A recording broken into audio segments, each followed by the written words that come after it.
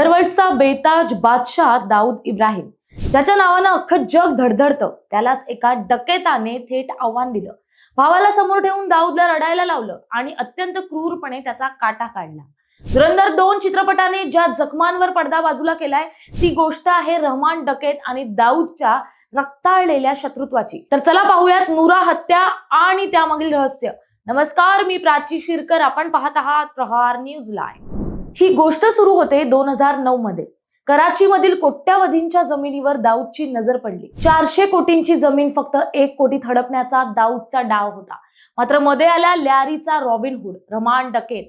दाऊदच्या माणसांनी रहमानला शिव्या दिल्या आणि इथूनच अहंकाराची लढाई पेटली. अपमानाचा बदला घेण्यासाठी रहमाननं दाऊदचा भाऊ नूर उल हक उर्फ नूराला उचललं.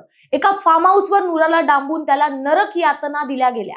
सिगारेटचे चटके, अमानुष मारहाण. दाऊदनं स्वतः फोन करून विनंती केली. 600 कोटींची ऑफर दिली. मात्र रहमानचा अहंकार शांत झाला नव्हता. त्याने फोनवरच नूराच्या किंकाळ्या दाऊदला ऐकवल्या.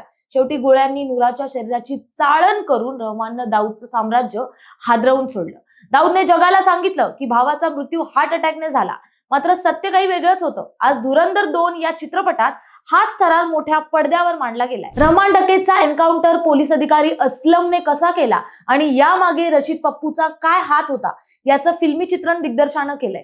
डकेतच्या पत्नीनेही या एन्काउंटर बाबत प्रश्नचिन्ह उपस्थित केलं.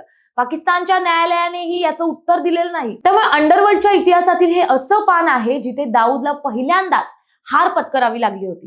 गुन्हेगारी विश्वात सत्तेचे सिंहासन कधीच स्थिर नसतं, हे या रहमान डकेत आणि दाऊदच्या संघर्षातून पुन्हा एकदा सिद्ध झालंय. चित्रपटातील सिनेमॅटिक लिबर्टी बाजूला ठेवली तरी नूराच्या हत्येचा तो इतिहास आजही गुन्हेगारी जगाला थरकाप उडवतो. तेव्हा अंडरवर्ल्डमध्ये कुणीही कायमचा किंग नसतो. रक्ताने लिहिलेल्या गोष्टींचा शेवटही रक्तरंजितच होतो. तर ही होती कराचीच्या गल्ली बोळातून सुरू झालेली ती काळी कहाणी, जी आता पडद्यावर धुमाकूळ घालते. माहिती आवडली असेल तर कमेंट्स मध्ये नक्की कळवा आणि अशाच वेगवेगळ्या माहितीपूर्ण व्हिडिओसाठी पाहत रहा प्रहार न्यूज लाईव्ह. धन्यवाद.